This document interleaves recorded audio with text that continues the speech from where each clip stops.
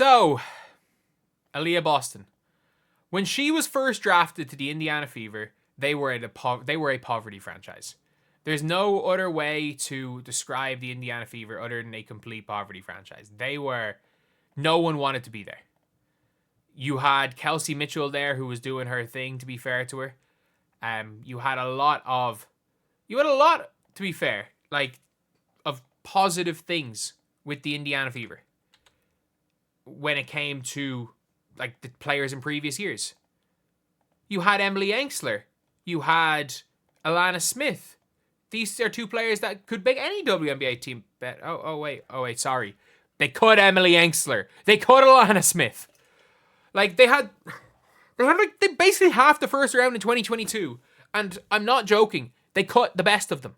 Like, look, Lexi Hull, fine, at 6. They had Nalissa Smith, and they had 2, 4, and 6. They drafted Hull, Ensler, and Nalissa Smith, and the best of those 3, Emily Ensler, is the one they cut. They had Alana Smith, who is literally the perfect power forward to play beside Aliyah Boston and Caitlin Clark. They cut her.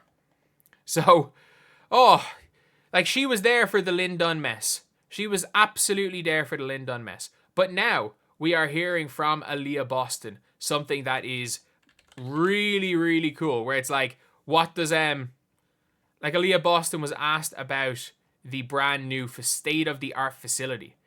And, she is now all of a sudden gone from that awful franchise to what is now looking like one of, the place that you want to be. It is genuinely looking like the place where, if you are a WNBA player, you want to be in. You want to be there.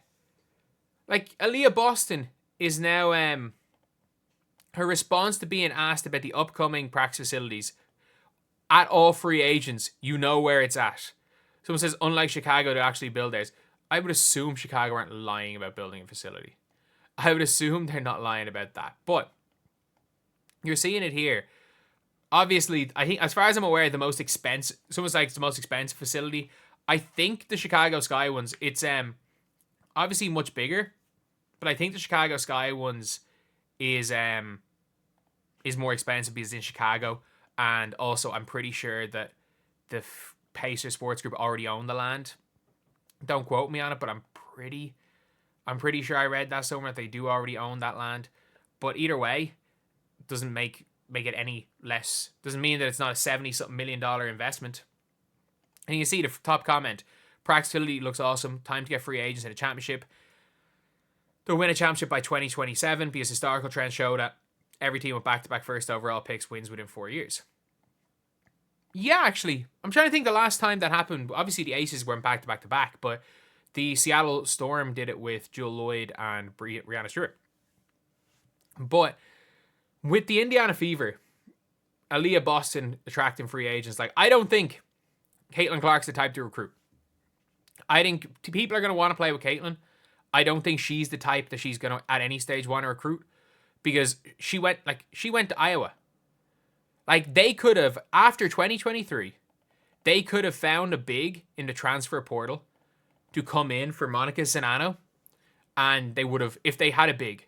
I mean this, all they just had to have was a 6'5", competent 6'5" player, and they would have beat South Carolina.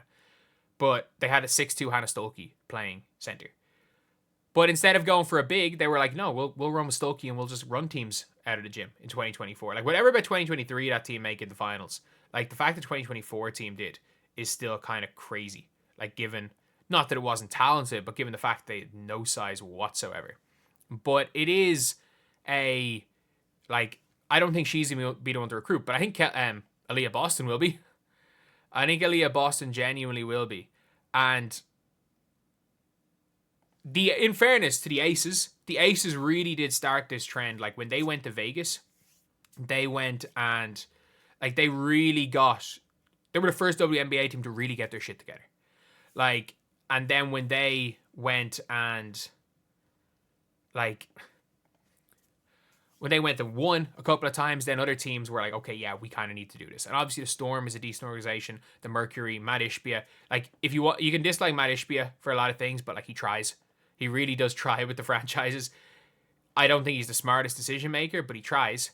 And yeah, but it is really cool to see the Fever looking for free agents. And it's funny, like, I was watching a video, obviously, from, like, We Love Sports, and she was saying, she's like, if there wasn't already, if Indiana wasn't already probably one of the most attractive places to play because of the spotlight, now they have the best facility.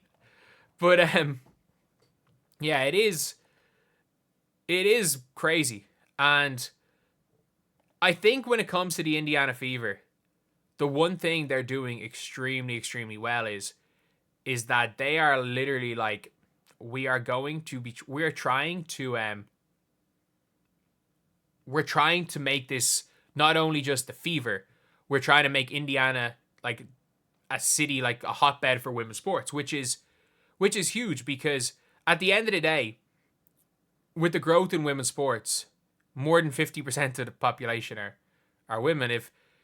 I think one of the things that, if it ends up getting to the stage where more women are watching women's sports, it's going to be great. It's going to be really good. And if you can, it is an untapped market, to be completely honest. It really is. Hence why, obviously, this channel is bigger than my NBA channel. Like, because there are a lot more people doing what they're doing on the men's side. And heck, if you guys could help get this to overtake my original NBA channel, which is at like 106,000 subscribers, that would be great. We're trying to hit 40.9k by the end of the day. We're only 39 subscribers off. But it is still a case where the Fever are just steps ahead. And I think the Aces are going to be similar enough. I think there's a lot of teams with really good facilities. There's a lot of teams. And obviously here, the graphic from ESPN, at all free agents, you know where it's at. And also, you know what free agent she's talking to right now? This one right here. Kelsey Mitchell, you are a Fever. You are still a Fever, hopefully. Touch wood. But I think organizations like the Connecticut Sun are screwed. Like, the Connecticut Sun is the most backwards, like, organization. Like, I don't think you'll ever see a free agent go to the Connecticut Sun again. Because I think the people running the show basketball-wise have to be good, considering how little money they put in. Because you've got, say, if you're the Sun, you've got however many finals appearances without even a practice facility. Problem is that now all the young players from their college and all the young players that have been in the WNBA have, like, genuinely seen, like, the professionalism that there can be. And with some of these teams, the professionalism, I don't think a player could ever look at the Sun and go, I want to have my training cut short for a 2-year-old's birthday party. But yeah, that's pretty much it. That's the video. Thank you guys for watching. Please like, comment, and subscribe.